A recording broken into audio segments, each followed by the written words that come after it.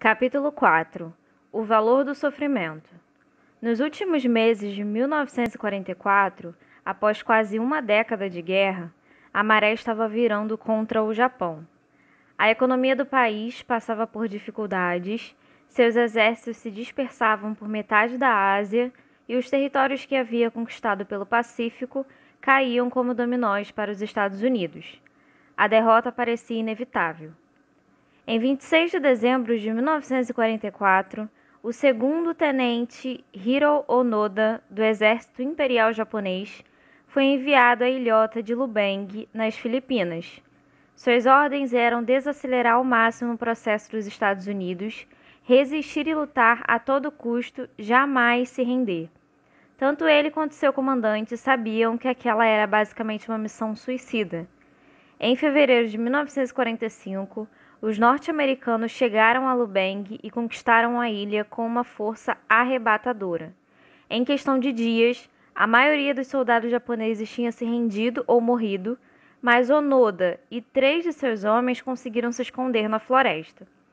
Dali em diante, começaram uma campanha de guerrilha contra as forças dos Estados Unidos e a população local, atacando rotas de abastecimento, atirando em soldados desacompanhados e atrapalhando as forças americanas de todas as formas que podiam. Em agosto daquele ano, 6 meses depois, os Estados Unidos lançaram as bombas atômicas nas cidades de Hiroshima e Nagasaki. O Japão se rendeu e a guerra mais mortífera da história da humanidade chegou a seu dramático fim. Contudo, milhares de soldados japoneses continuavam espalhados pelas ilhas do Pacífico, muitos deles, assim como Onoda, escondidos em florestas, sem saber que a guerra acabara. Esses grupos continuaram a lutar e saquear como antes, o que configurou um grande problema na hora de reconstruir a Ásia Oriental depois da guerra. Os governos concordavam que algo precisava ser feito. O exército americano, junto com o governo japonês, jogou milhares de panfletos em toda a região do Pacífico, anunciando que a guerra tinha terminado e que todo mundo deveria voltar para casa. Onoda e seus homens, assim como muitos outros, encontraram e leram esses panfletos, mas ao contrário da maioria, o tenente julgou que fossem falsos, uma armadilha das forças americanas para tirar os guerrilheiros de seu esconderijo. Onoda queimou os panfletos e continuou a lutar ao lado de seus homens.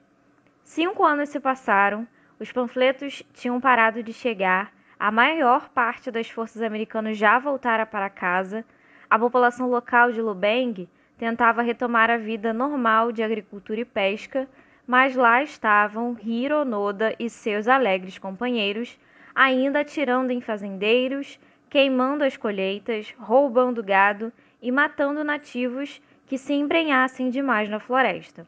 Então o governo filipino fez novos panfletos e os espalhou justamente lá, na floresta. Saiam, diziam, a guerra acabou, vocês perderam.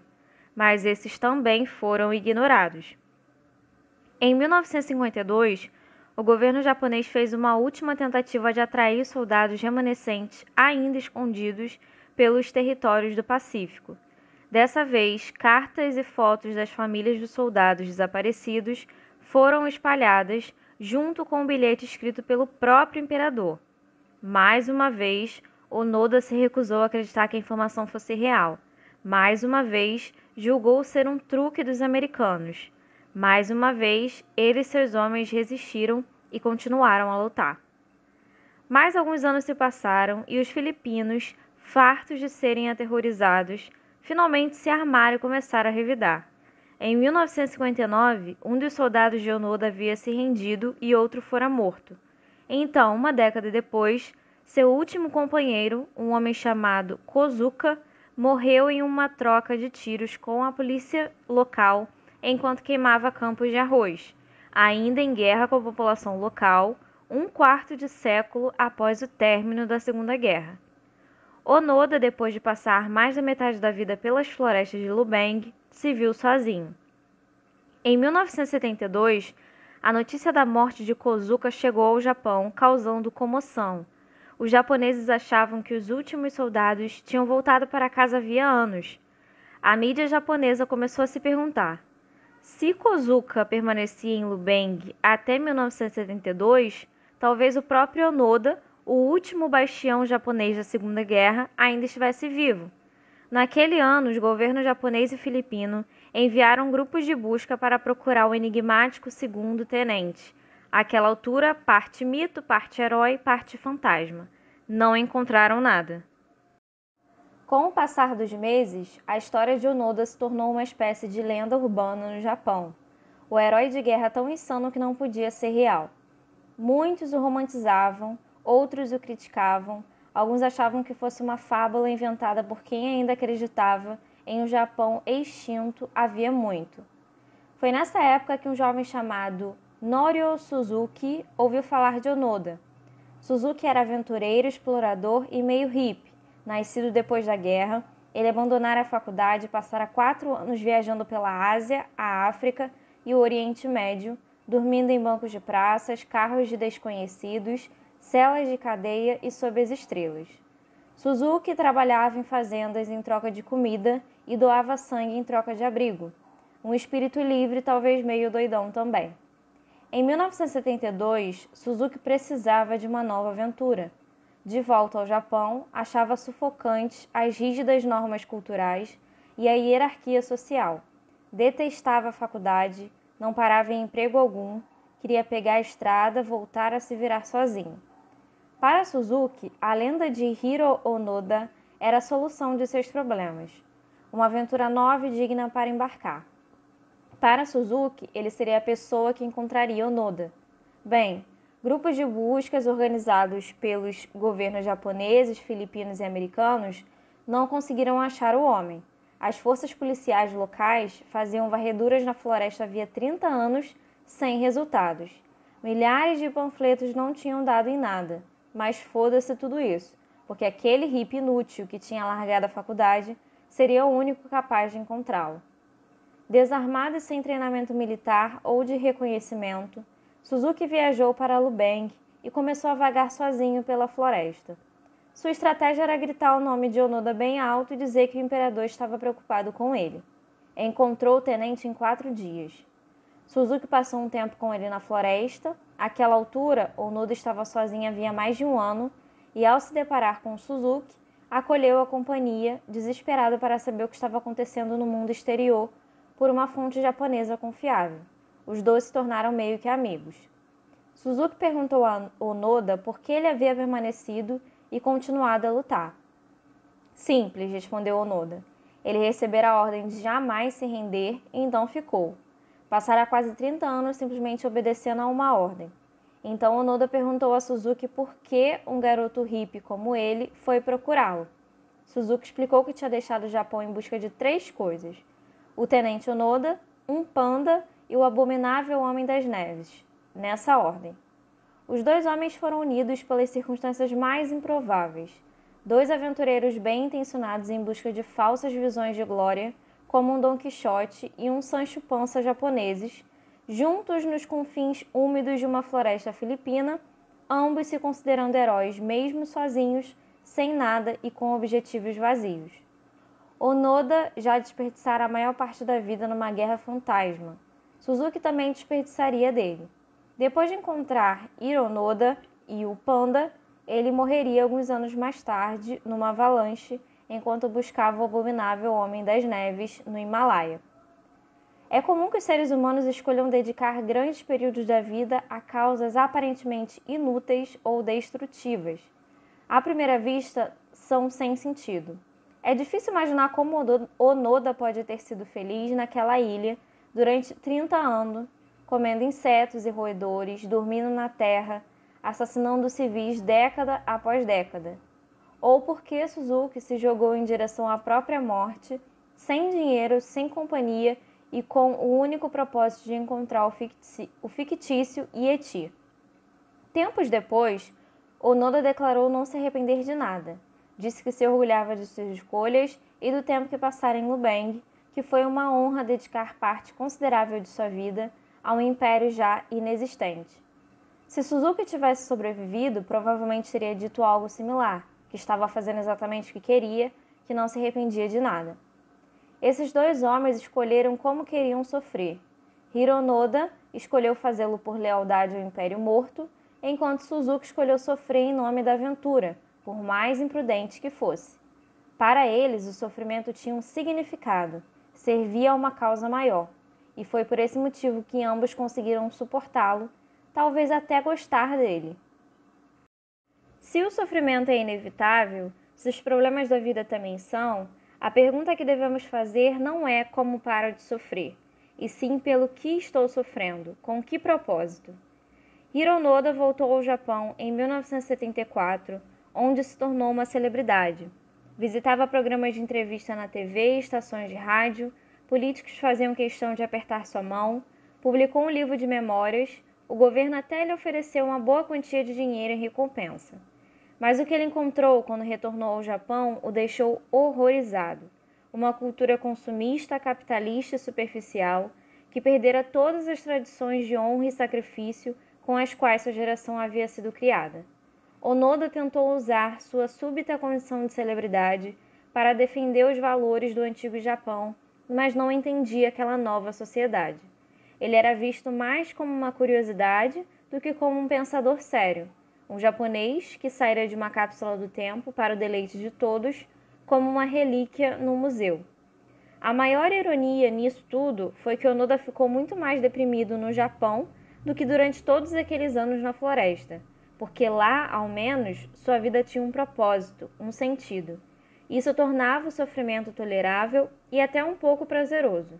Mas no novo Japão, que ele via como uma nação vazia, cheia de hippies e mulheres fáceis em roupas ocidentais, ele foi confrontado com a inevitável verdade: sua luta não valera nada.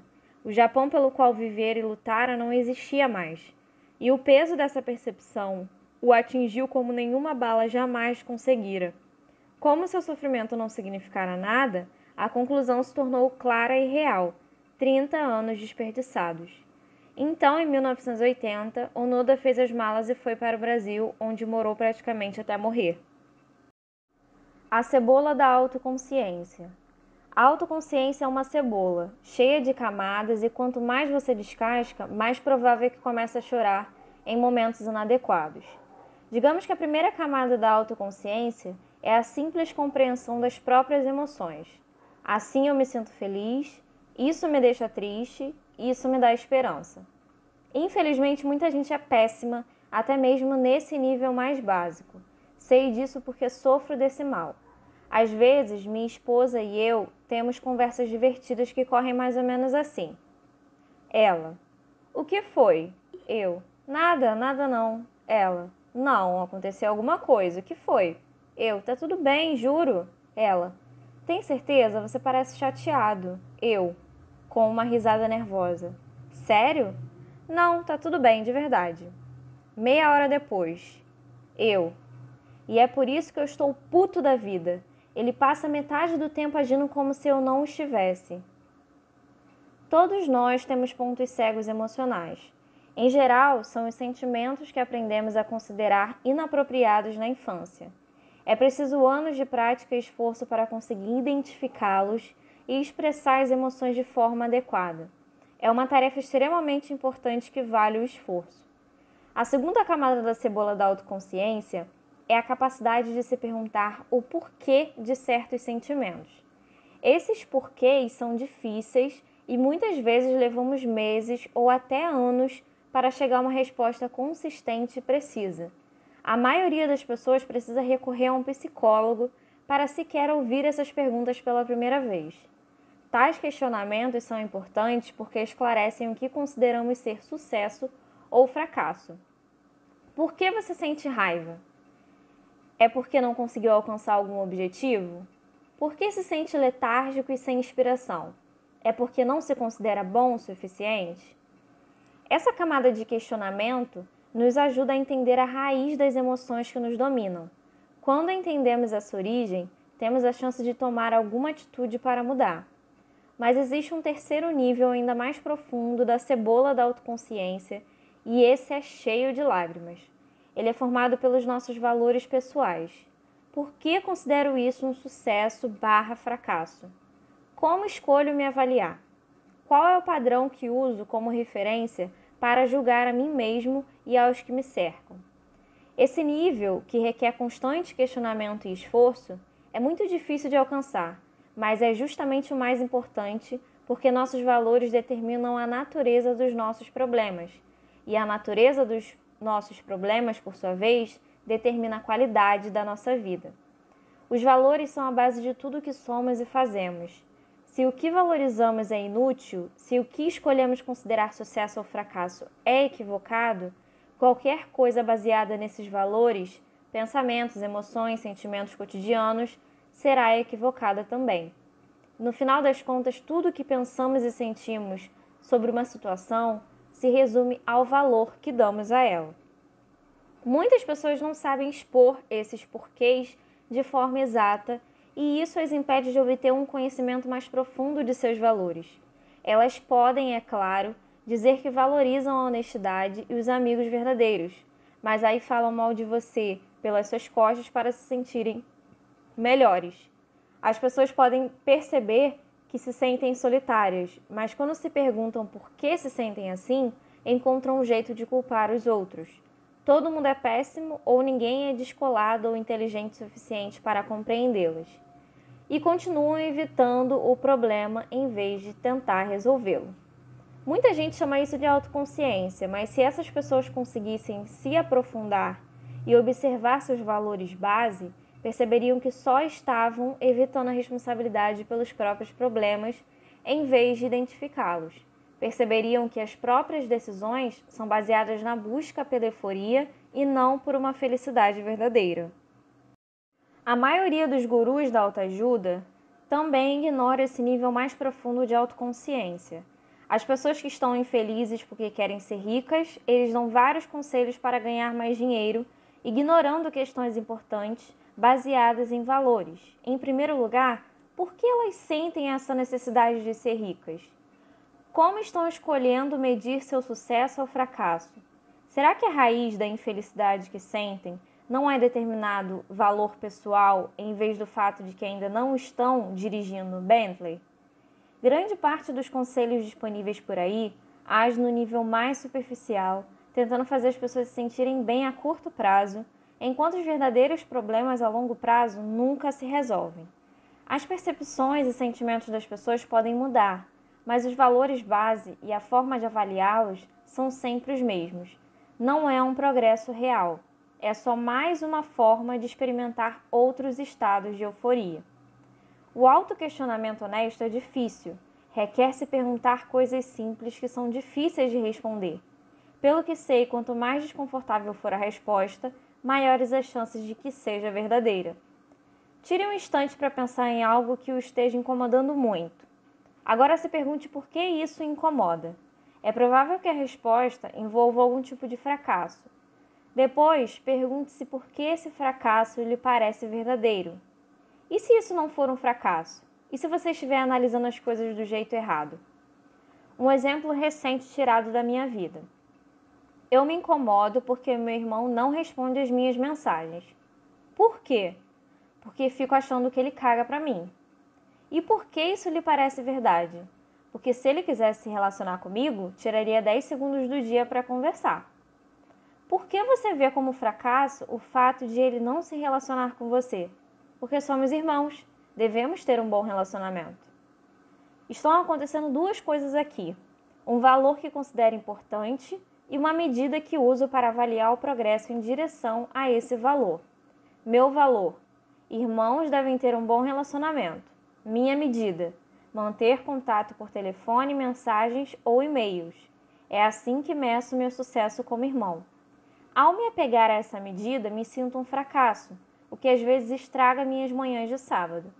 Poderíamos ir ainda mais fundo e repetir o processo. Por que irmãos devem ter um bom relacionamento? Porque irmãos são parentes e uma família deve ser próxima. Por que isso lhe parece verdade? Porque seus familiares devem ser mais importantes do que as outras pessoas. Por que isso lhe parece verdade? Porque ser próximo da família é normal e saudável e eu não tenho isso. Nessa conversa, meu valor base fica claro: ter um bom relacionamento com meu irmão, mas ainda tenho dificuldades com a métrica. Eu a rebatizei de proximidade, mas continua sendo a mesma. Ainda me julgo enquanto irmão com base na frequência do contato. E usando essa medida, me comparo com outras pessoas que conheço. Todos os outros, ou pelo menos é o que penso, têm um relacionamento próximo com seus familiares e eu não. Então é claro que deve haver algo errado comigo. Mas e se eu estiver escolhendo uma medida superficial para mim e para minha vida? Quais outras verdades não estou considerando? Bom, talvez eu não precise ser próximo do meu irmão para ter um bom relacionamento que valorizo. Talvez só precise existir respeito mútuo, existe. Ou talvez a confiança mútua seja o principal, idem. Talvez essas medidas que sejam formas mais eficientes de avaliar a fraternidade do que a quantidade de mensagens que trocamos. Isso faz sentido, parece verdade. Mesmo assim, o fato de meu irmão e eu não sermos próximos dói pra caralho e não existe nenhuma forma positiva de ver isso. Não há um jeito secreto de me sentir melhor por isso. Às vezes, irmãos, mesmo os que se amam, não têm um relacionamento próximo e tudo bem. No começo é difícil aceitar, mas tá tudo bem.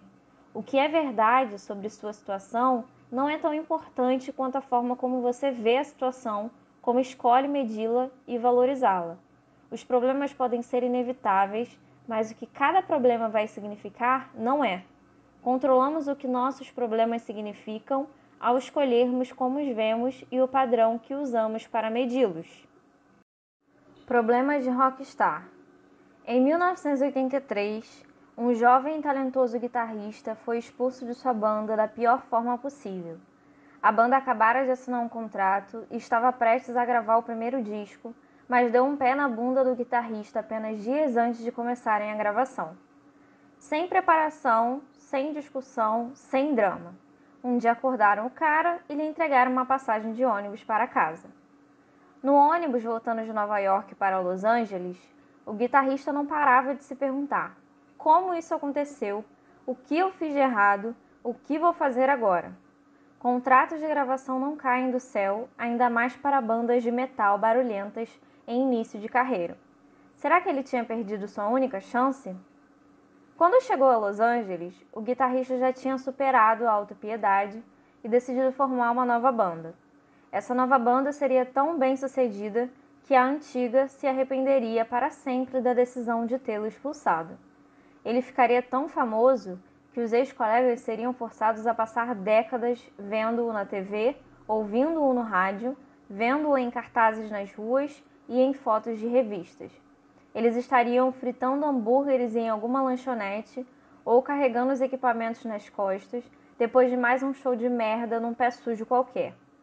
Todos gordos e bêbados e morando em chiqueiros enquanto ele estaria tocando para estádios lotados com transmissão ao vivo pela televisão. Ele se banharia nas lágrimas dos traidores e secaria cada uma delas com uma nota de $100 novinha em folha. O guitarrista passou a trabalhar como se possuído por um demônio musical. Passou meses recrutando os melhores instrumentistas que encontrava, todos muito melhores que seus ex-colegas de banda. Escreveu dezenas de músicas e ensaiou religiosamente. A raiva alimentou sua ambição, a vingança se tornou sua musa inspiradora. Em poucos anos, a nova banda também tinha assinado um contrato e um ano depois ganharia um disco de ouro. O guitarrista se chamava Dave Mustaine e seu novo projeto era a lendária banda de heavy metal Megadeth. Venderam mais de 25 milhões de discos e fizeram várias turnês mundiais. Hoje, Mustaine é considerado um dos nomes mais brilhantes e influentes da história do gênero musical. Infelizmente, a banda que o expulsou se chamava Metallica, que vendeu mais de 180 milhões de discos em todo o mundo e que muitos consideram uma das melhores bandas de rock de todos os tempos. Por causa disso, uma rara entrevista íntima em 2003 revelou o Mustaine choroso, admitindo que ainda se sentia um fracassado. Apesar de tudo o que conquistou, em sua mente ele sempre seria o cara que foi expulso do Metallica. Somos animais. Nos consideramos muito sofisticados com nossos micro-ondas e sapatos de marca, mas não passamos de um bando de animais bem enfeitados. E por sermos animais, Instintivamente avaliamos a nós mesmos a partir do que vemos nos outros, competindo por status. A questão, portanto, não é se nossa autoavaliação tem como referência o que vemos nos outros, e sim qual referência é essa. Dave Mustaine, consciente disso ou não, escolheu se avaliar segundo o padrão ser mais bem-sucedido ou mais popular que o Metallica. Foi tão doloroso ser expulso de seu antigo grupo que ele adotou o sucesso relativo ao do Metallica como medida para avaliar a si mesmo e a própria carreira musical.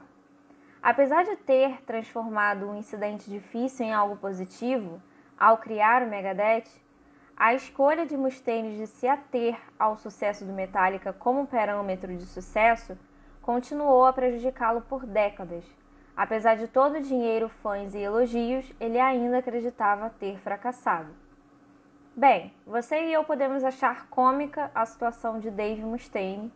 Olha só o cara, cheio da grana, adorado por centenas de milhares de pessoas, trabalhando com o que gosta e mesmo assim fica se lamentando pelos cantos porque seus amiguinhos de 20 anos atrás são muito mais famosos.